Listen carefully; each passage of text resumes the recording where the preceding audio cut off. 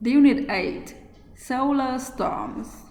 In 1859, an amateur astronomer named Richard Carrington climbed the stairs to his private observatory near London. He adjusted his telescope and projected an image of the sun onto a screen. He was looking at sunspots, areas of the sun that appear darker because they are slightly cooler than the surrounding areas. Suddenly, two patches of white light appeared around one sunspot.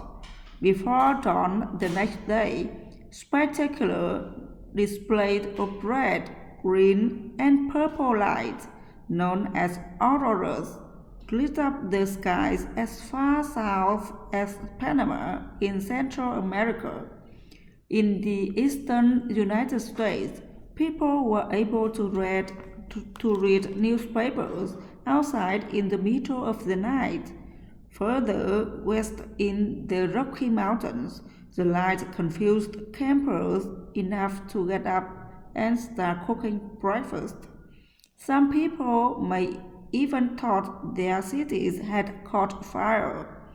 What Carrington had observed was a solar superstorm, a massive eruption on the surface of the sun sent billions of tons of electrical and magnetic matter hurtling through space. It even caused damage here on Earth. When the matter collided with our planet's magnetic field, it caused electrical currents to surge through telegraph lines, disrupting communication. No solar superstorm as powerful as the 1859 event has occurred since. That's why scientists find it difficult to calculate the impact of a similar storm might have on today's more wide world. A hint came in 1989 when a solar storm, a third less powerful than the Carrington event, caused 6 million people in Canada to lose power. A Carrington-class storm could leave millions without light, drinking water, sewage treatment, heating, air conditioning, fuel, and telephone service for months. Few objects seem as familiar as the sun that it is up in the sky every sunny day. Yet few objects are so strange. Look through a solar telescope, and the sun is transformed. Streams of light the size of planets rise into black space, only to come back down hours or days later, as if controlled by some unseen force. Neither solid, liquid, or gas, the sun is made up of plasma, the fourth state of matter.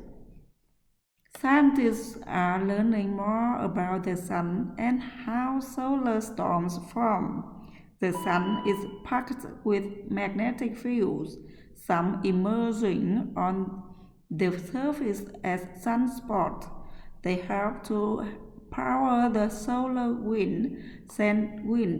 sending a constant stream of particles out into the solar system.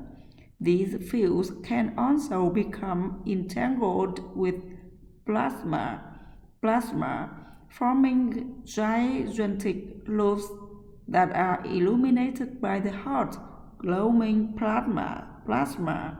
When loops cross, they cause the enormous plasma eruption known as solar flares. Such flares release intense energy into space. The Carrington event consists of powerful solar flare that produced the second of rare pair of plasma eruptions. The combined force of both eruptions squashed the area where Earth's magnetic field interacted with the solar wind down from its normal altitude of 65,000 kilometers to 6,500 kilometers. The matter entering the upper atmosphere set off intense auroras over much of the Earth. A Carrington-class solar storm probably occurred only once every several centuries, but even much smaller storms can cause considerable damage, especially as humans becomes increasingly dependent on technology deployed in space. Solar storms disrupt the ionosphere.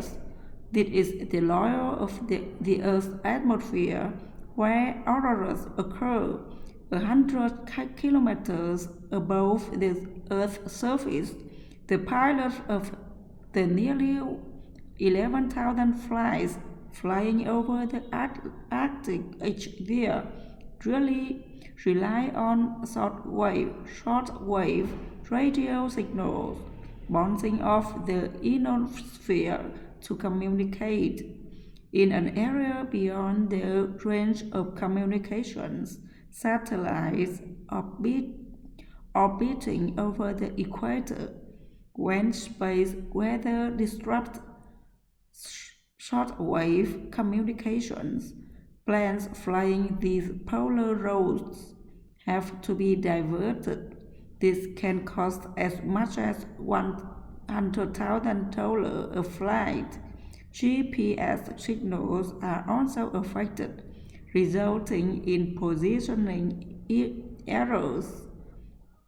This means that surveyors must pack up and go home. Floating oil drilling rigs have trouble remaining on station, and pilots cannot rely on GPS-based systems employed for landing at many airfields. Unlike satellites in space, most power grids have no built-in protection against a powerful solar storm, since large transformers are grounded to the Earth. Magnetic solar storms can produce currents that could cause them to overheat, catch fire, or explode. The damage could be catastrophic. A solar storm as strong as the 1859 event could damage the entire grid. Such a storm might send hundreds of billions of people back to a pre-electric way of life for weeks or months. In 1859, the world had few tools for studying the sun. Today, scientists are able to use satellites to constantly monitor our home star.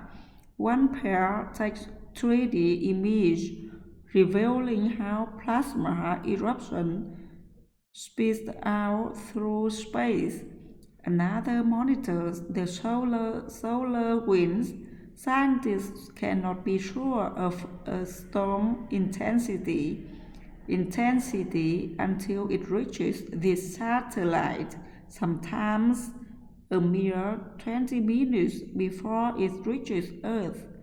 Many researchers are therefore concentrating their efforts on forecasting a storm potential strength and its likely arrival time, allowing vulnerable systems here on Earth time to prepare. Thanks for listening.